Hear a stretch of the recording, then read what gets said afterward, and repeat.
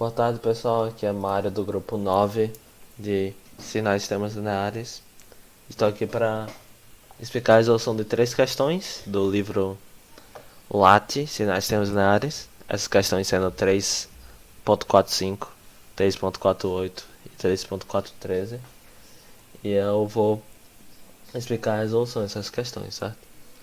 A primeira questão é a questão 3.45. Nessa questão é dada essa equação aqui, em tempo contínuo, e pede a equação de diferença a partir dela, certo?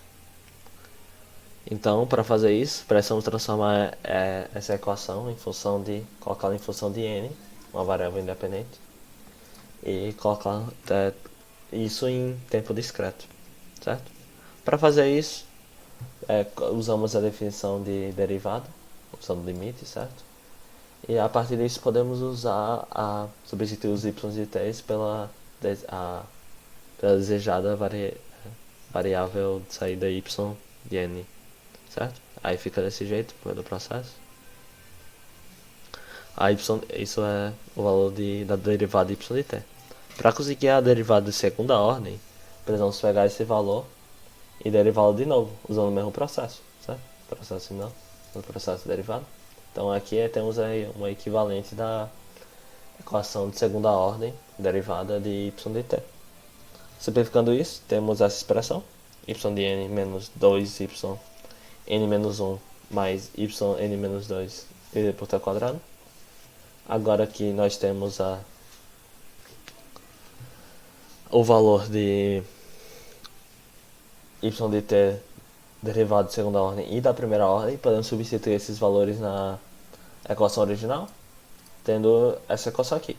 Podemos simplificá-la multiplicando ambos os lados por t ao quadrado e tendo essa expressão, que seria a resposta da questão, né? 3.5. É isso. Próxima questão é a 3.48. Nessa questão é dada esses três gráficos. O gráfico da entrada x de n e a resposta, essa entrada, e o gráfico da entrada x2 de n, que é perguntado, precisamos descobrir quanto é a saída dada essa entrada. Também o problema diz que esse sistema é linear e invariante de tempo, certo? Dado que é linear e invariante de tempo, descubra y2 de n. Para isso, primeiro podemos escrever y1 como uma soma de impulsos, tendo essa soma sendo equivalente a yn, certo? Agora, usamos a propriedade dessa equação, podemos usar as propriedades das equações lineares, dos sistemas lineares, certo? Então, se descobrirmos a relação de x2 de n com x1, podemos escrever x2 de n dessa maneira, relacionada em função de x1, a partir dos gráficos. Podemos usar, por meio da linearidade, podemos dizer a mesma relação de x2 de n com y1. Podemos dizer essa mesma relação entre y2 de n e y1, por meio da linearidade.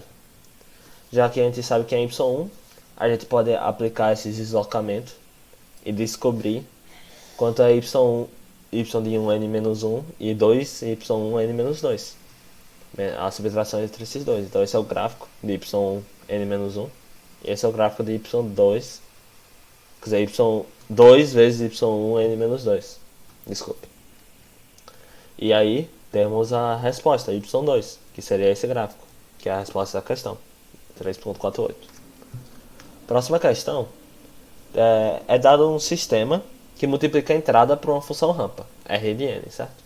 Então dada a entrada y de n, multiplica por uma função rampa r de n e dá a saída y de n, certo? E ele faz alguns questionamentos sobre esse sistema. Também pode ser escrito dessa maneira, usando a definição de função rampa. Então, essa saída pode ser n x de n u de n, por meio da definição da função rampa. certo? A primeira pergunta é se esse sistema é biboestável. Ele não é, pois nem toda entrada limitada gera uma saída limitada. Um exemplo é se a entrada for UDN. Essa entrada UDN é uma função unitária. Obtém-se uma saída Rn, que é a própria função rampa, certo? Essa saída ela cresce indefinitivamente. Com o tempo ela tende a infinito. Então essa com certeza é uma saída ilimitada, dada a entrada limitada. Então não, ela não é estável, pois a saída ela cresce indefinidamente. A segunda pergunta B, se ela é linear, sim.